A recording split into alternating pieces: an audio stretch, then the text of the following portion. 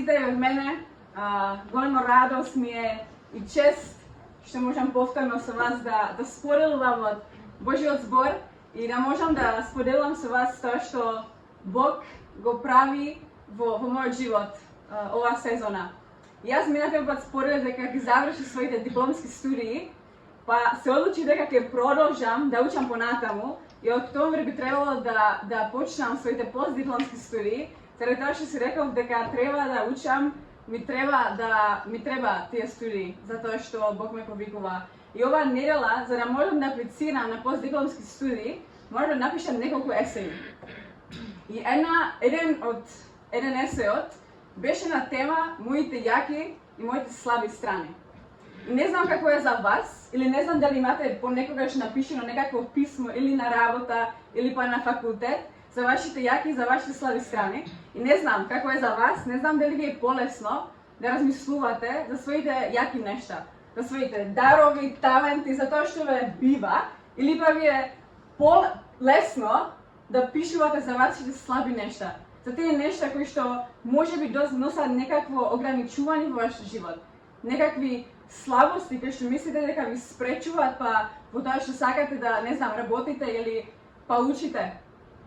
И јас додека го пишував тој есеј, почнам да размислувам малце подлабоко. Зошто е важно јас да ги спомнувам своите слаби нешта? Зошто тој факултет сака да знае мои слаби страни? Дали сака да ги знае само за да знае таа никој не е добра во тоа? Или има некако подлабоко значење во слаби нешта во нашите животи? И оваа култура, оваа заедништво во кој што ние живееме, ни гледа слаби нешта што не прави помалку од некој друг. Едноставно, слаби нешта се нешто као јас сум помалку добра или помалку способна од некој друг. Но денес сакам да ме предизвикам да размислуваме за слаби нешта, како нешта преку кој Господ Исус Христос се појавува со својата сила на воскресение. Американски пастор и писател Петер Сказаро ги опишува слаби нешта што носат некакво ограничување во нашите животи, како Божја благодат која што е прикриена. Божја благодат која што е прикриена. Во западниот свет, особено во Америка, во 19 век имаше една популарна изјава од Абрахам Линколн. И тој тогаш рече: можеш да бидеш што ќе посакаш, ако го вложиш своето срце. Западната култура прифати идејата да бидеме неограничени. И ние како луѓе почнаме да ги мразиме нашите граници. Почнаме да мразиме тие ограничувања кои што ги имаме во нашите животи. Верувам како што вика Петер Сказаро, како Божјата благодат која што е прикриена. Петер Сказаро има една серија книги, околу 20 книги, во кои што ја провлекува оваа тема, како ограничување, како Божја благодат.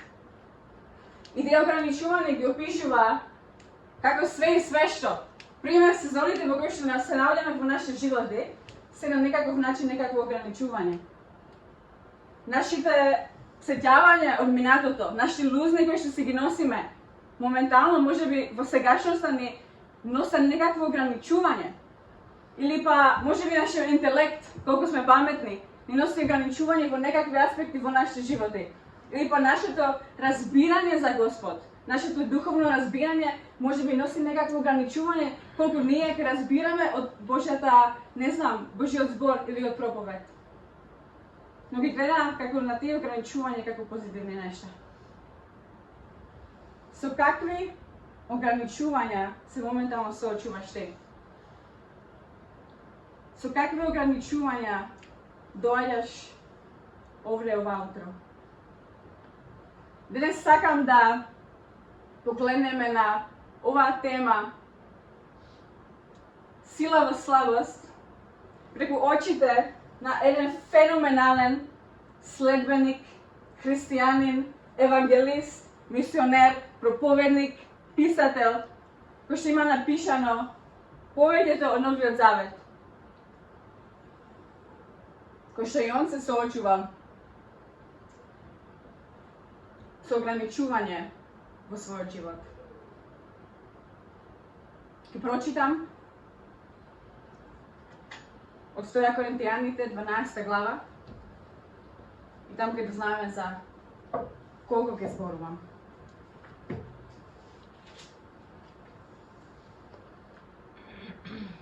Немам полза 2 книга Коринтијаните 12 глава 1 до 10 стих. Немам полза ако се фалам, но сепак ќе дојдам до виденијата и откровенијата Господови. Знам еден човек во Христа, кој пред 14 години, не знам дали во телото, не знам дали вон телото, Бог знае, беше грабнат и издигнат до третото небо. И за таквиот човек знам. Не знам дали во телото, не знам дали вон телото, Бог знае. Дека беше грабнат и издигнат до рајот и дека чу неискажливи зборови, што човекот не смее да ги каже. Ке се фалам со таков човек, а со себе си нема да се фалам. Освен со своите слабости. Зашто ако би посакал да се фалам, нема да бидам неразумен, зашто би ја зборувал вистината. Но се воздржувам, за да не помисли некој за мене повеќе, отколку што во мене гледа или од мене слуша. И за да не се возвишам поради прекумерните откровенија, даден ми е трн во тело. Сатанин ангел, за да ме удира, за да не се возвишам.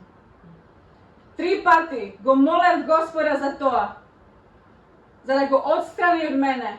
И тој ми рече, доста ти е мојата благодат, зашто мојата сила се покажува совршена во слабоста.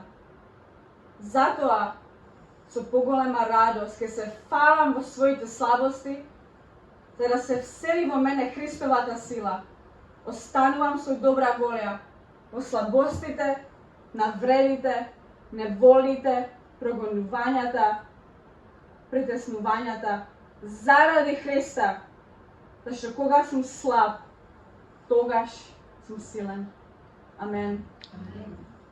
Ова е апостол Павле, кој што можеше да се фали со многу нешта, многу јаки нешта, многу дарови што ги има, многу дарови што им е дано од Господ за мисијата.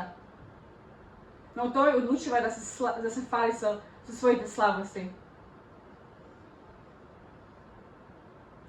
Централната тема на 2 Коринтијаните е односот помеѓу страданието и силата на Духот во односот на апостолската служба и пораката на апостол Павле. И мора да разбираме дека апостол Павле го адресира ова писмо до една група луѓе кои што биле во Корин. А тоа писмо кој што е адресирано на противниците на Павле, кои што се сомневаа во неговите мотиви и неговата лична храброст. Зошто ќе стигнеме до тоа? Јас ме поделив ова глава на 3 дела за кои што сакам да зборувам. Првото сакам да зборувам подлабоко за Павловото видење, кој што се 4 стиха, околу 40 грчки зборови, но има толкава длабочина во тие 4 стиха. После сакам да разговарам за трнот кој што му е даден на Павле. Третото нешто за кој што сакам да се фокусираме е одговор кој што го дава Павле на тој трн што му е даден. Првите 4 стиха Павлово видење, огромно феноменално искуство кој што Павле го има со Господ Исус Христос. Во тие 4 стихови ни се појавува теолошки, мислам, околу 4 прашања, барем мене. Првото прашање, кој што ќе го поставам, е какво значење има дали неговото видење беше во телото или вон телото. Не знам дали приметивте, ама 2 пати го спомнува тоа Павле во тој като текст. Вика, не знам дали моето видење беше вон телото или во телото. Вика, не ни е важно, Бог знае. Само мора да разбираме таа група на кој што апостол Павле пишува. se navodňame vo koren, koji što imaše ogromno helenističko vlijanje. I vo ta kultura, to biše kultura na ogromna zabava, na bogatstvo, na pari, imat tamo Pavle gi narečeva super apostoli. Koji što, može, ako ste učili nešto v istoriji, to je što jaz ga pametam od škole, дека ta kultura беше mnogo unapredena, kako da kažem. Tije ljudje što bile v helenistička kultura, обществото, bile odlični govornici. Imala duri nadprevari za Ораторство, да, zato što bile plateni da zboruvat i го користат прекрасен јазик, ја користат поезија во своите говори и така како што се представуваат, се луѓе едноставно се представуваат како суперелни луѓе кои што знаат да зборуваат. И во таа култура имаше познато писмо од Августус Цезар, кој што си нарекува сите своји јаки нешта. Тоа што он го направил, си пишува в писмото, јас, Августус Цезар, ова го направи, ова го направи, ова го направи, ова го направи. Така што групата која што Павле адресира една таква група, луѓе кои што се надпреварувале меѓу себе си, кој е подобар говорник, па кој изгледа поубав, хеленистичка култура, луѓе се облекува многу убаво. Павле не било таа култура, но служил во таа култура. Дури во една глава, пред оваа глава, Павле саркастично дошто кажува, па јас можеби не сум способен да зборувам како вас. Но јас сакам да го покажам Евангелието и да го ликувам характер на Исус Христос. Јас не се фалам со тие нешта, како вие се фалите. Дали во телото или вон телото. Хеленистичка култура многобожство, мислам дека се бара некакви такви искуства. Кај што душата ти патува, имаш искуство, духовно искуство. Пала дека не е тоа важно. Какво било тоа искуство? Јас нема со тоа да се фалам. Таа теза Павла ја покажува со тоа што второ прашање. Зошто зборува за себе си во трета личност?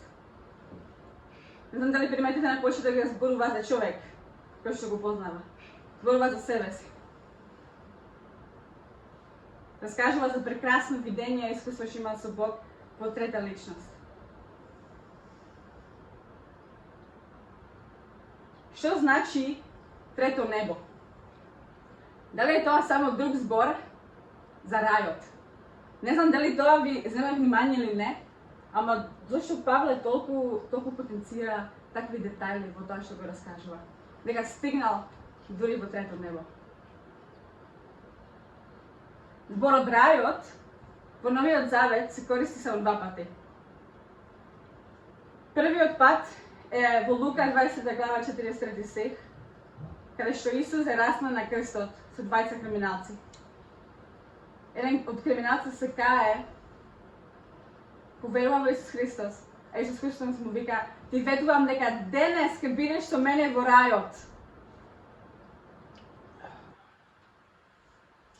Вториот пат каде што се спомнува рајот во Новиот Завет е во книгата на Откровение, каде што зборот рајот опишува некаква состојба на блаженство пред тронот на Бог. Читав дека хеленистите веруваат тогаш, во првиот век, дека имало 4 неба. И демек, што поголемо идеш, тогаш ќе стигнеш поблиску до Бог.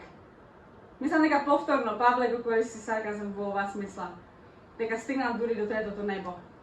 Но поентата, другиот збор кој што после го користи е рајот. И тоа е дека имал искуство со Бог пред тронот на Бог. Таму му било неговото видење, тоа е најважното нешто.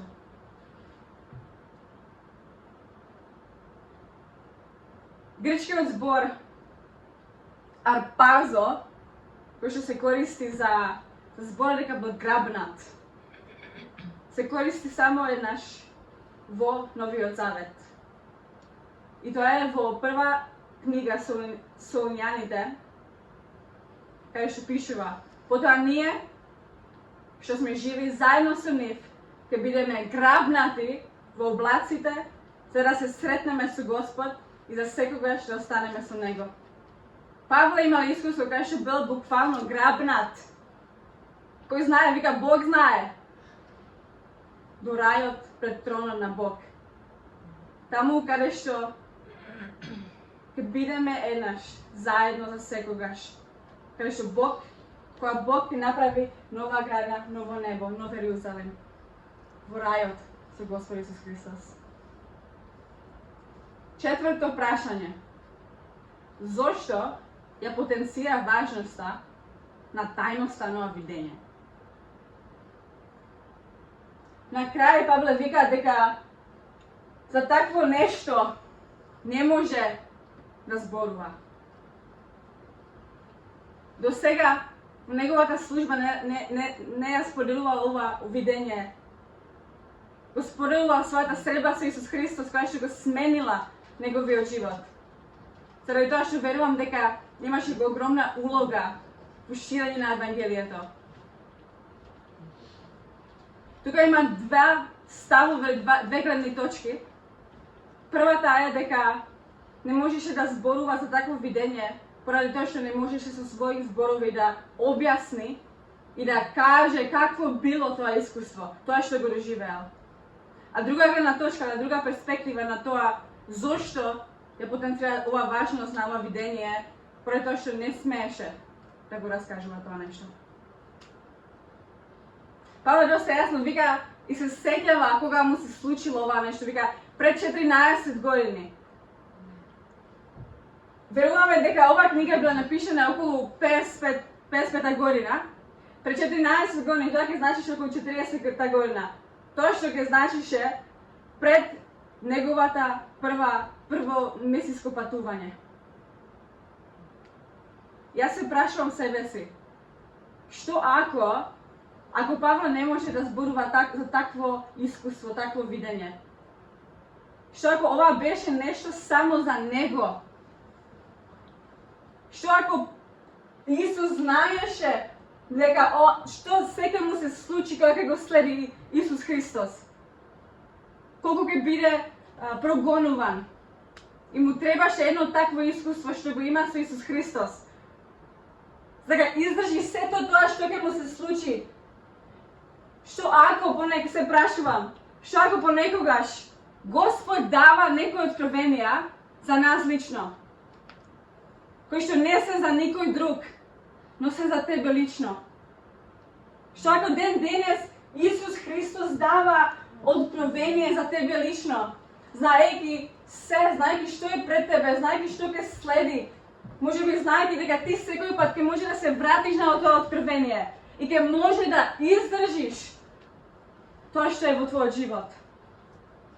Што ако некои откровенија во нашите животи ги дава Исус Христос лично за нас?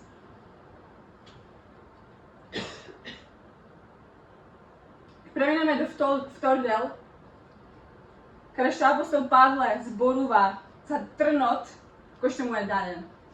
Мора да разбираме дека овој трн му е даден после ова големо видење. Во 5 до 7 стих вика дека нема да се фали со своите јаки нешка, ќе се фали со своите слабости, но за да остане понизен, за да не се возвишува, го добива овој трн. Дали знаете што е ова?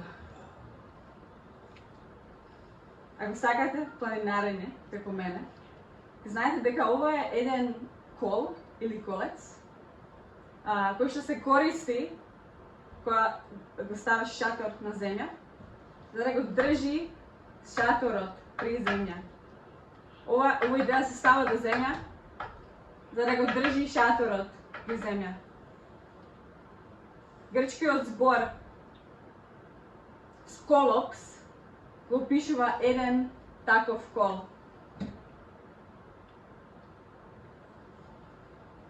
Колец кој што го држи шаторот при земја. Трнот што му е даден на Павле, му вика, мене ми е даден за да ме држи при земја. За да јас не се возвишувам. За да ја држи мојата гордост. Што бил тој трн даден на Павле? Мора да кажеме дека не знаеме. Не знаеме што беше тоа. Има многу предпоставки од можеби нека физичка болест, можеби Павле не гледаше убаво, можеби имаше некакви лузни, можеби тоа биле луѓе кои што го прогонува, можеби тоа биле маги кои што ги има, можеби тоа биле искушенија. Не знаеме што бил тој трн што му беше даден на Павле. Но го знаеме значението за тој трн, а тоа беше да го држи Павле при земја, да не се возвишува. Сакам да забележиме неколку работи. Првото нешто е дека трнот кој што му е даден на Павле е даден преку сатанин ангел, за да не се возвишува Павле, за да не паѓа во гордоста.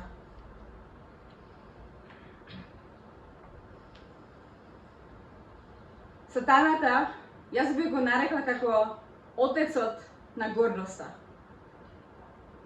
Господ дозволува да го користи отецот на гордоста, да ја уништи гордоста во животот на апостол Павле.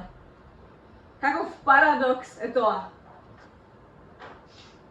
Господ го користи, Господ дозволува сатанин ангел да му го даде тој трн на Павле, за да не е горд Павле. Каков парадокс е тоа? Господ го дозволеше истото нешто. Со Јов, со Павле, му дозволеше на сатаната да има некакво влијание во животот на Јов и на Павле и во животот на Јуда, кој што го предаде Исус. Но знаете што е фасцинантно за мене во приказната за Јуда?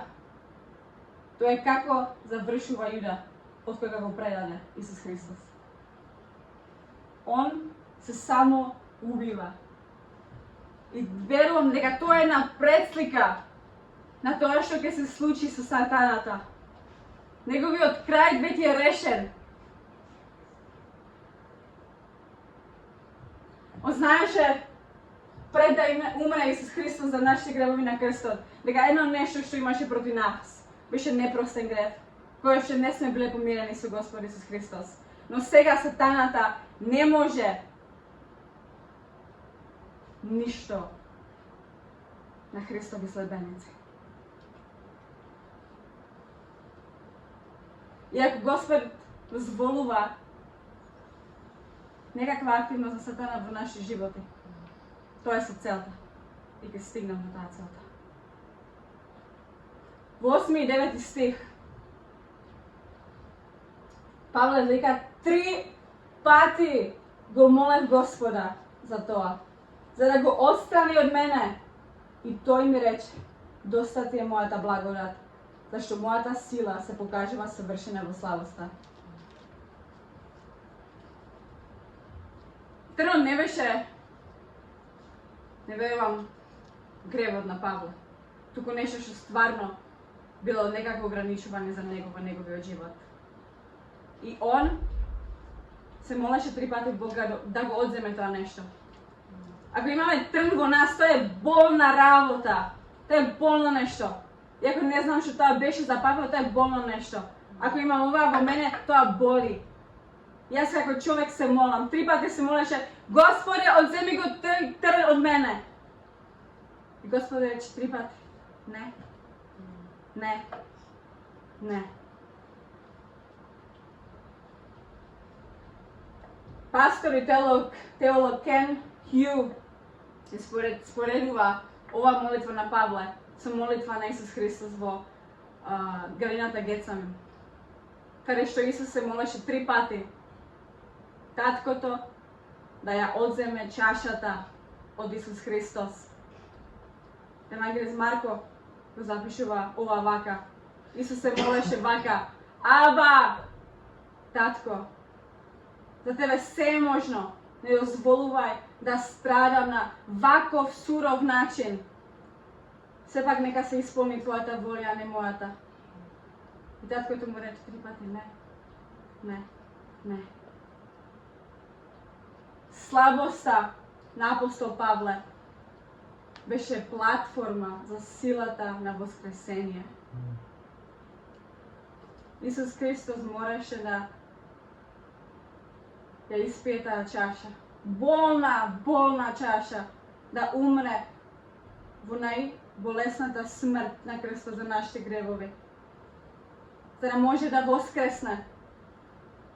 За да ние може заедно со Него да воскреснеме. Ние, брате и сестри, учествуваме и ќе учествуваме во воскресението на Господ Исус Христос.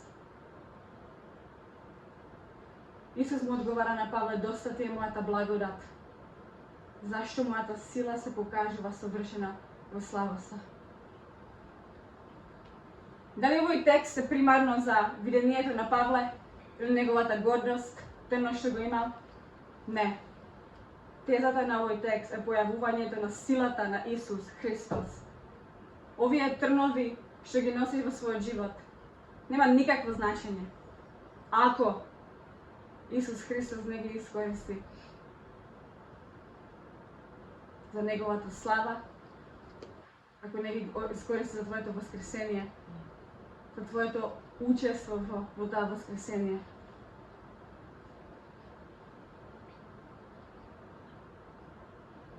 Се е само заради Христа.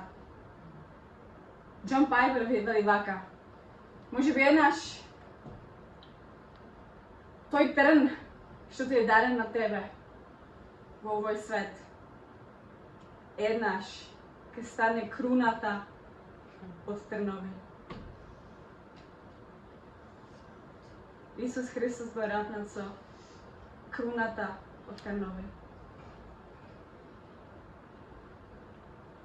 Ние учествуваме во страданието за да воскреснеме со Исус Христос. Павлов одговор, што е третиот дел за кој што сакам да зборувам, на сето ова во 10 стих, вели вака, 9 и 10 стих. Затоа со поголема радост ќе се фалам со своите слабости, за да се всели во мене Христовата сила. Останувам со добра волја во слабостите, навредите, неволите, прогонувањата, притеснувањата заради Христа. Зашто кога сум слаб, тогаш сум силен. Имаше една група опоненти кои што кажуваат дека не е можно со таков трн ти да го кажеш нешто такво искрено. Со поголема радост, уште ќе се фалам за тоа што толку ме боли. Имало опоненти кои што викаат тоа е фейк. Таа се викаме пак ти во црква мора да се радош од било што ти се случува. Но знаеш ли која би било ова фейк? Тоа би било фейк ако Павле не го доживел тоа нешто. Ова има сила, тие зборови имаат сила само ако ние имаме доживено такво нешто. Ако ние имаме доживено нешто за што се молиме, може би Бог не го одзима тоа. Секој ден од нас си доаѓаме со некаков трн, секој ден од нас имаме некаков трн во нашите животи. Овие зборови имаат сила и за нас ден денес. Ако ние имаме доживено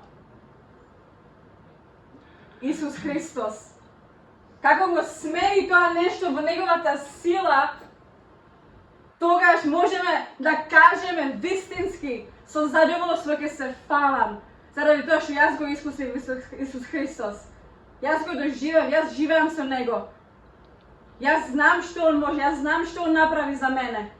И гледам во иднината, во Исусовото второто доаѓање, моето воскресение со Него. Зборот кој што Павле го користи за јас сум задоволен со тие нешта што ги имам, тоа што ми е дадено на мене, е истиот збор кој што го користи таткото на кој што му вели на Исус Христос. Ти си мојот сакан син. Со тебе сум наполно задоволен. Марко 1 глава 11 стих.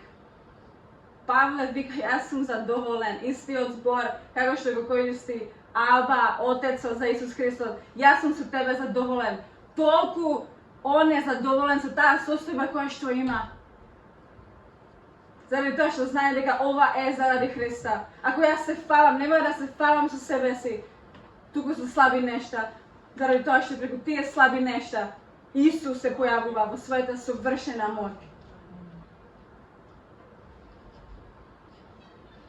Еден од најчесто, мислам дека најлошо толкувани стихови, барем од Новиот Завет, е во Филипијаните 4 глава 13 стих, каде што еден од преводи вели вака, преку Христа можам се.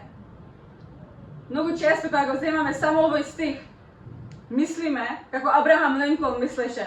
Ако се потрудиш малце повеќе ќе може се да станеш, се да бидеш. Апостол Павле 5:13 стих вели вака: Јас знам како е да немаш ништо. Јас знам како е кога си гладен. Јас знам како е кога Бог те воздигне. Јас знам и двете состојби. А можам се да направам. Не заради себе. Можам се да направам преку силата кој што ми ја дава Христос.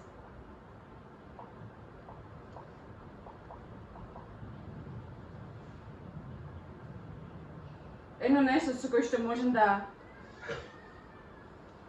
почувствувам со Павле, многу нешта, ама едно нешто ќе кажам сега. И тоа е дека, брати и сестри, истина ќе ви кажам, и јас знам како е кога си паднат најмалку најдоле во животот. Јас знам какво е чувство кога си напуштен. Јас знам какво е чувство кога имаш 0 пари на сметка. Со тоа не се фалам, а со тоа се пресели во Македонија во вера. Дека Бог ќе се погрижи. Знам какво е чувство кога имаш дрвова заедница и се е убаво. Мора да признам дека јас ги знам тие двете чувства. И затоа ви викам ден денес како сведок дека истото нешто Бог го направи во мојот живот. И во моите слабости, кога го пишав тој есел за своите слабости, јас имам многу слабости. Но преку тоа гледам дека се е заради Исуса Христа. Дека независно во која состојба моментално се јас наоѓам во животот, Исус Христос делува. Има моќ во името на Исус Христос. Петар сказано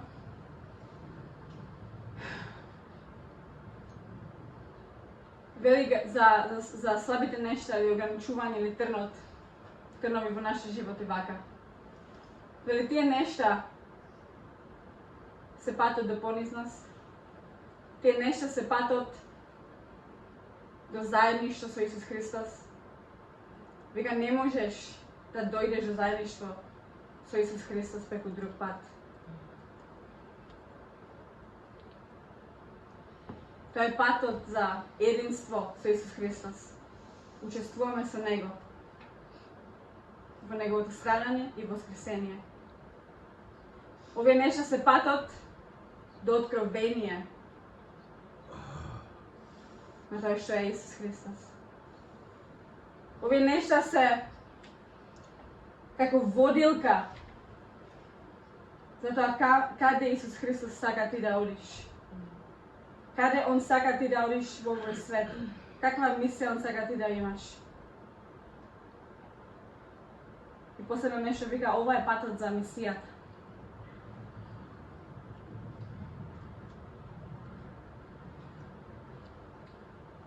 Ограничувањата кои што Бог ти ги даде,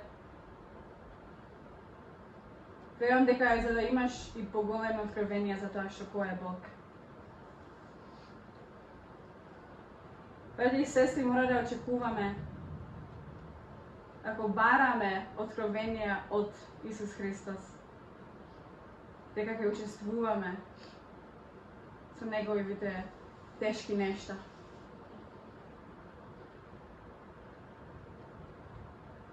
Дали ние денес може да кажеме, дали јас можам на себе си кажувам, да кажам, ке се фалам со своите слабости, ке се фалам со своите слаби нешта, трнови што ги имам, ограничувања, кои што ми се дадени за поголема цел. Дали ти ке кажеш дека ке се фалиш, за да Исус Христос биде издигнат преку тие нешта.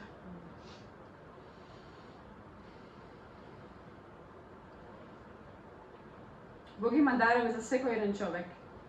Верам дека Бог има план за секој еден човек и не повикува да учествуваме во тој план, кој што го има, кој што го дава за нашиот живот. Многу често во живот бев заглавена со нешто, некаква слабост во мојот живот. И почувствував во тие моменти дека Бог ми кажуваше стани, смени ја перспективата. Гледај тоа што јас го правам. Гледај кон крстот како што пеевме. Нека бидеме луѓе кои што ќе воскреснат со Христос. Луѓе кои што се меки во срце, кои што се понизни, знаејќи дека се е заради Христа. Ако бараме искуства, можеби нема да ни ги открие Исус Христос. Но секогаш ќе ни се открие Он таков како што е, во својот характер, во својата љубов, во својата милост, во својата сила.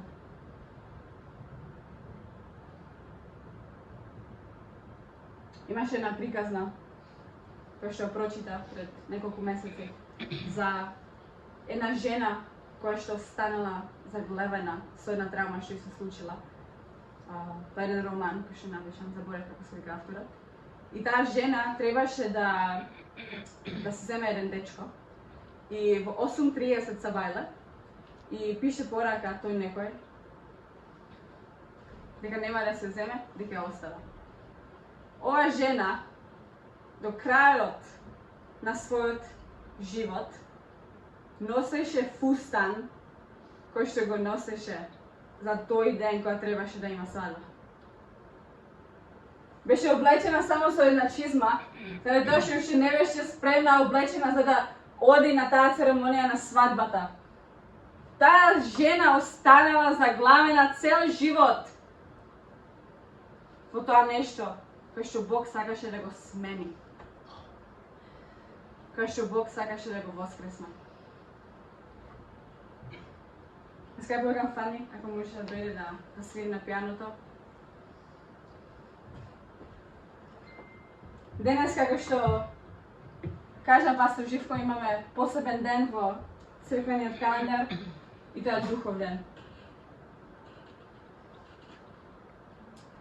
Духов ден е ден кој што се слави 50 дена после Исусовото воскресение, 7 недели после Исусовото воскресение.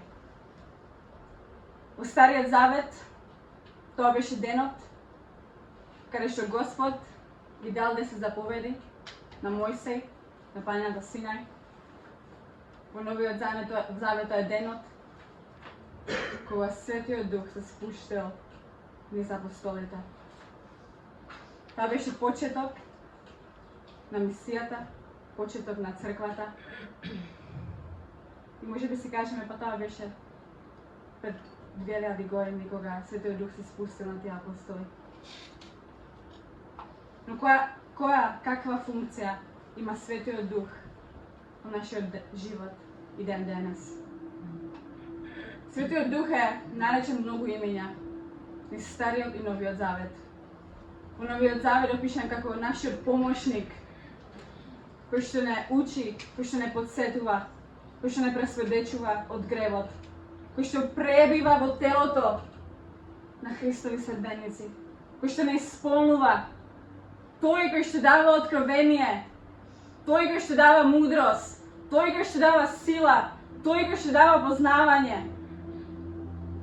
тој кој што дава печат на нашите животи дека ние сме спасени, тој кој што застапува за нас, тој кој што не утешува, тој кој што дава духовни дарови, тој То ни помага во нашите слабости. Тој што не очистува, посветува. Тој што не расте во плодот на духот. Тој што не прави нови.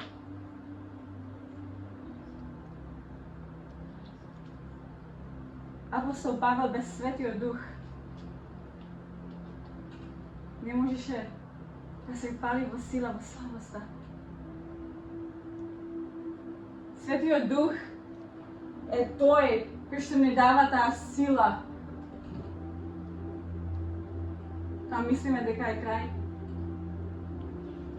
Тој е тој кој што менува нашата перспектива. Тој е тој кој што е активен. Тој е тој што гради црквата. Тој е тој што дава откровение. Грчкиот збор, параклетос, значи оној кој е повикан на нечија страна, на твојата страна, на мојата страна. Тој кој што е до тебе.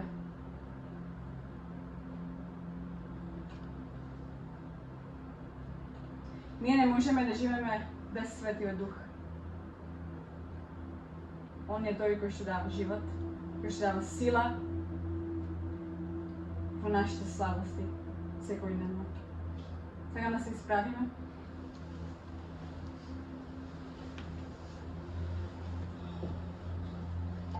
И сакам да преминеме време во молитва. Размислувајќи за нашиот однос со Исус Христос,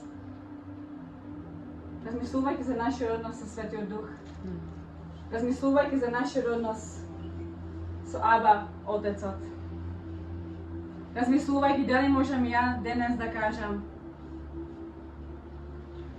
ке се фалам со своите слабости, за да јас бидам понизен, Исус Христос да биде воздигнат. Иако Исус Христос ќе ми одговори не на мојата молитва, јас ќе останам верен, знаејќи дека тој одговор е со поголема целта, знаејќи дека јас сум повикан да учествувам во неговиот план, во неговото страдање и воскресение.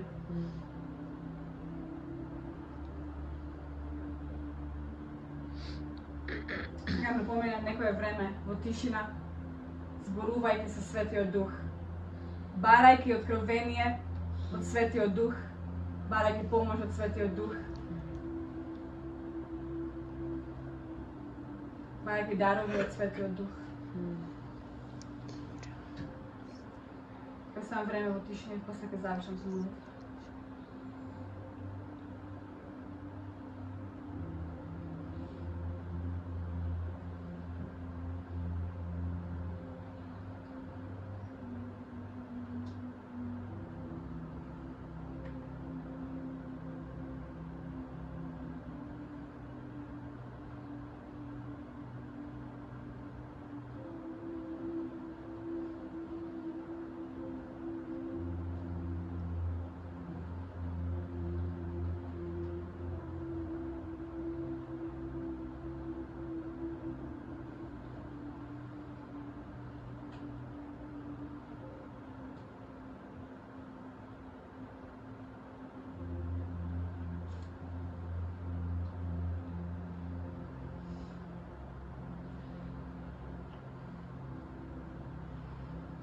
Свети Душе, ние ти благодариме што си меѓу нас,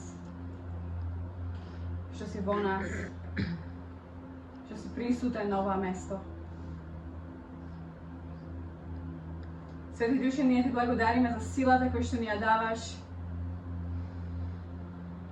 откровение кој што ни ги даваш, Боже мој.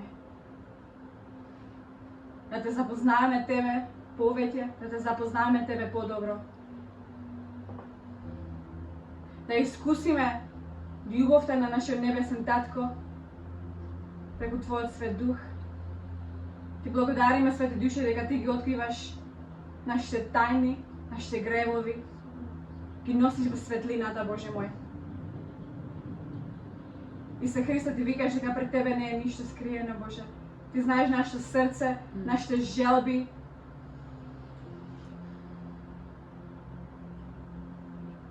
Боже, Ти се сетјаваш на нас, Боже мој. Ти не гледаш такви какви што сме. Ти не прифаќаш, Боже мој, во Твојот дом со отворени раце, Боже мој. Свети Душе, јас те молам да се спуштиш, Боже. Да ги допреш нашите срца, Боже. Господе, доприне, обновине, Боже мој. Може би некои нешта во нашите животи се исти, како приказна на тоа девојче, кој што него се облекла својот фустан цел живот. Исусе Христе, Ти благодарам што Ти не повикуваш да станеме преку Твојата сила, да станеме, да се бориме, да чекориме таму кај што Ти не водиш, Боже мој.